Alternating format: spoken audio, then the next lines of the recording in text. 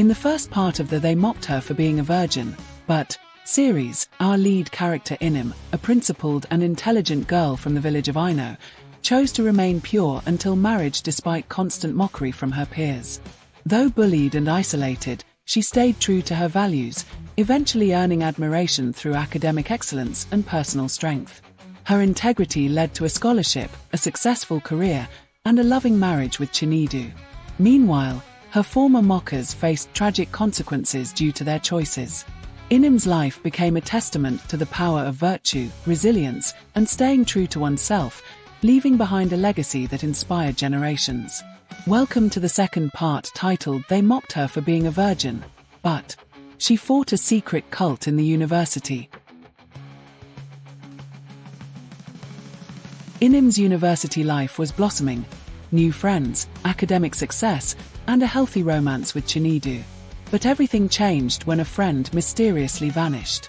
Inim's investigations led her to a secret cult operating within the campus, luring female students with lavish gifts and parties. When her fiancé Chinedu is falsely accused of being a cult patron, Inim risks everything, her scholarship, her safety, and her reputation, to expose the cult. But the cult fights back, and she's forced into hiding after surviving a brutal attack. Will her integrity and faith be enough to bring justice and protect the innocent before more lives are lost? Inim had always been the girl they mocked. Back in her village of Ino, she was teased for holding on to her values, especially her decision to remain a virgin until marriage. But time had proven her right. While still a final-year student at Kingsway University, she had gained the respect of her peers, not because she compromised, but because she stood firm. She was a scholar, a student leader, and had even found love, genuine, respectful love, with Chinedu, a guest lecturer and entrepreneur who admired her principles more than her beauty. Life was finally aligning for Inim. Until Blessing disappeared. Blessing was a vibrant second-year student who lived 2 doors from her in the hostel and shared elective classes with one of Inim's roommates. They weren't close, just acquaintances. But Inim noticed things. Like how Blessing had changed since she started hanging out with the Glitz, a group of girls known for their flashy lifestyles, designer bags, weekend trips, and whisper-worthy escapades with older men. One Monday morning, Blessing was absent. And then on Tuesday and Wednesday, a rumor began to spread that she had traveled abroad with a senator's son. But something about that story didn't sit right with Inim. Blessing had once confided in Inim's roommate after class, whispering that she was tired of the games and wanted to be clean again. By Friday, Blessing's name no longer appeared on the class attendance sheet. That night, Inim lay on her hostel bed staring at the ceiling. Something felt wrong. Deeply wrong. She opened her WhatsApp and scrolled to her last conversation with Blessing. Just a single emoji, sent at 1:47 a.m. the previous week. A cold chill ran down her spine. The school authority either seemed not to care or just didn't know what to do about the matter of a missing student. All they did was to report the case to the police, and they unconsciously patted themselves on the back for a job well done. The student union also didn't have answers to the problem. Students were reacting to how the student union government was nonchalant in the welfare of a fellow student that had gone missing for almost a week. Had the parents been notified? Was Blessing alive? What next? Nobody knew. Determined to find answers, Inim began asking questions. She approached students quietly, always cautious, always respectful. Most brushed her off. Some warned her to mind her business. "You don't mess with them, Inim," one classmate whispered.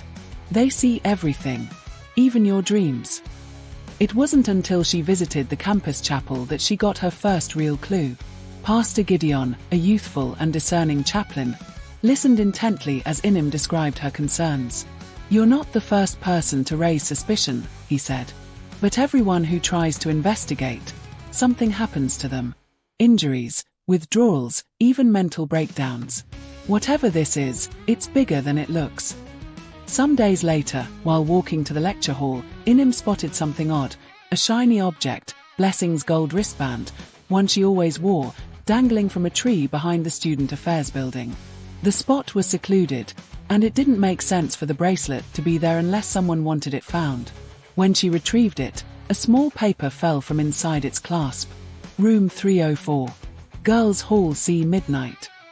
On the phone, Chinedu begged her not to go. "Babe, this is serious. If this is what I think it is, it's a trap." "I know," Inim replied. "But I can't pretend anymore. I have to know what happened to her." He prayed with her, let her know he is going to use his influence to the police commissioner, in case something happened to her. She vehemently refused his offer. After much argument, he accepted to let her go alone if that was what she wanted. At midnight, she snuck into the shadows of Girls' Hall C. Room 304 was eerily silent. Unknown to her, a shadow lurked outside, behind her, watching. Inim knocked softly. No answer. She tried the handle. Unlocked. Inside was nothing but darkness, until she turned on her phone torch and saw it. Symbols on the wall.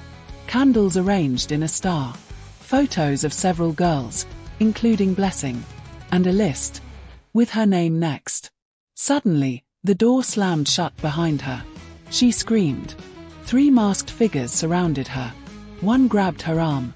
Another pushed her against the wall. "She knows too much," a voice hissed. "You should have minded your business." But before they could do anything more, the dark shadow burst into the room. The shadow fought the masked figures off with desperate strength. One attacker pulled out a blade, slashing the dark shadow across the shoulder. Inim screamed again, this time with fire. She grabbed a metal rod from the ground and struck one of the attackers, knocking him unconscious. Alarms rang. Hostile security, alerted by the chaos, rushed in. They had the unconscious cultist. 2 fled into the night, but not before one dropped his mask. It was Daniel, one of the school research assistants. The dark shadow was a police detective sent by the state police commissioner, after Chinedu made a formal report. By morning, the entire campus was in uproar. Rumors swirled. Blogs published half-truths. One headline read, "University sex cult exposed BY student virgin and her businessman boyfriend." But just as quickly, the tide turned. Chinedu was accused of masterminding the cult himself. "They're framing me as a patron of the cultists," he told Inim in the campus clinic. "They think if I go down, you'll shut up." The university dissociated themselves from him pending investigation. The media fed on the scandal. Inim was ridiculed online. Old classmates from her village began mocking her again, but this time with venom. "I told you she was too holy," someone tweeted. "Even virgins cause trouble." She was called names. Shamed. Isolated. Until Blessing's parents arrived. She had been found, locked in a safe house far from campus. Drugged. Weak. But alive. Blessing told the truth. About the cult. About how they scouted vulnerable girls. How they promised wealth, protection, luxury. How refusal meant silence, or disappearance. She named names. Including Daniel. And she confirmed one thing that made everyone gasp. "Inim saved me." She wouldn't give up. Still, the cult had deep roots. More students were found complicit. Some lecturers too. One university board member resigned mysteriously. But the investigation moved slowly. Too slowly. One night, someone left a message on Inim's hostel door. "This is your last warning. Leave it alone."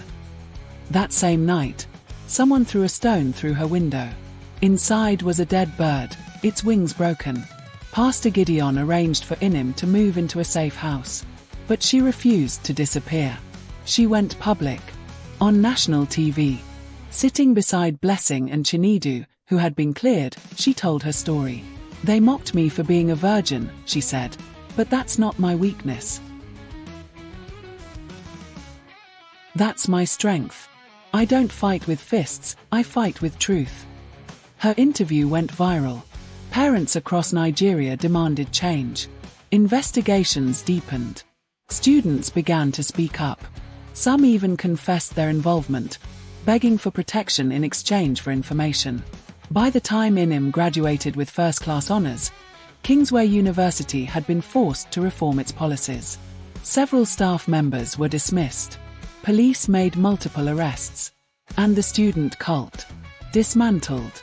Inim turned down foreign scholarships to stay and work with grassroots youth initiatives. She launched Project Torchlight, a campus-wide movement to expose abuse, cultism, and sexual exploitation in tertiary institutions. Years later, when asked why she stayed in Nigeria instead of seeking a quieter life abroad, she smiled and said, "They mocked me for being a virgin. But that was never the story. The real story is how one voice, one light, one act of courage can change everything."